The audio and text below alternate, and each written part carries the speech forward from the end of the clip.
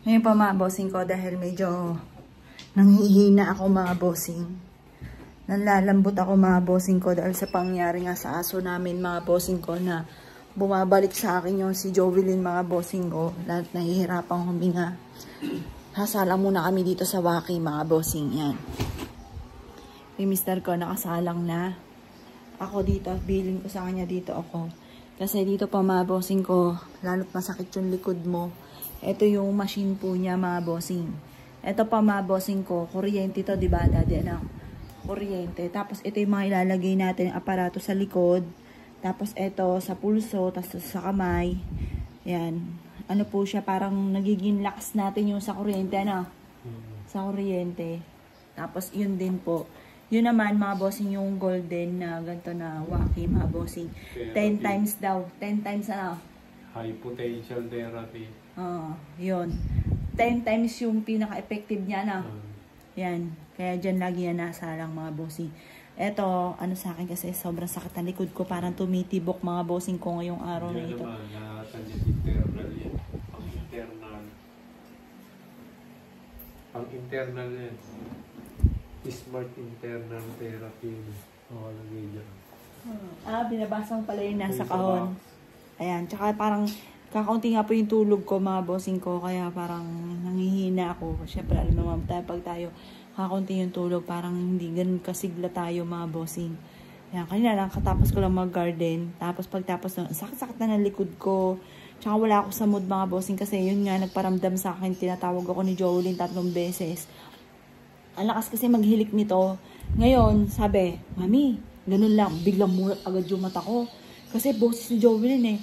Tapos, nung mulat na yung mata ko, umulit pa siya ng 2 beses. Mami, ganun po yun eh. Pag may sasabihin po siya, pag nagkukulitan ka ng minon, sasabihin nun, Mami, sabihin ko, bakit?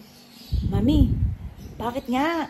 Mami, ganun siya lagi. Di ba dada na? Ganun ano po niya, kagabi, kanina madaling araw, first time muling nangyari. Mami, ganun po siya.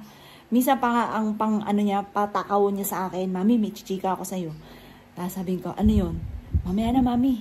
Ano nga yun? Nakakainis ka, sabi mo pa eh. Mamaya na, Mami. Ganyan, Mami. Kaya yung isang salita pa lang na Mami, alam na alam ko na kapag boses po niya. Kaya parang, ngayong araw na ito, parang sobra ako nanghina. Kasi nga po, unang-unang kakaunti yung tulog ko, balisa po ako.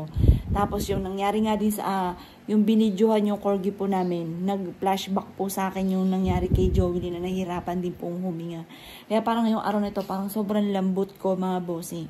Nakita niyo naman po yung lagi ko pinaliliguan yung corgi, kinukutuhan ko pa.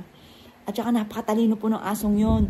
Kapag po may tao, tatakin siya sa gate, tapos pupunta siya sa may pinto, tatakin siya, ibig sabihin may tao. Siya yung para sa atin, na naging aso namin na isa sa mga pinakamatalino, Sinatawag tayo nila. Siya yung pinakamatalino naging aso natin, Pupunta sa pinto natin yan, sa main door, kaya sa likod, tatapon doon. Tapulong doon. At saka alam po namin yung taki ng pusa lang, alam namin pag taki ng aso. Pag yung taki ng aso, matindi yung taki niya, Tinatawag doon sa pinto, pupunta, iikot doon sa pinto natin. Kaya alam po namin pag may tao.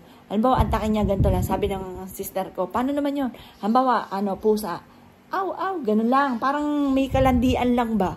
Pero pag tao, aw, ganun. Matindi po yung galit po siya. Kaya sabi na, ang talino ng asong ito, tsaka kaya lang po napakasiloso. Pag po yun ang alaga nyo, dapat siya lang yung aso nyo. Kasi kapag hinawakan mo, maselan din po sa pagkain. Tsaka kailangan kompleto ng turok. Kapag hindi na kompleto mga bossing, yun nga po, magiging sakitin daw. Kasi may edad na po nung nabigay po sa amin, nung kapatid ko. May edad na po siya. Kaya parang sanay po yun na nakakawala ng labas. Dito sa amin yung aso namin, hindi po nakakawala ng labas. Kaya paikot-ikot lang po dito sa bakuran namin, hindi po nakakain ng kahit ano. Yun po kasi dahil nakakalabas ngayon sa kapatid ko, po siya, kumakain po siya ng kung ano, kahit dahon, kahit plastic, mga papel, dyaryo, kumakain po siya.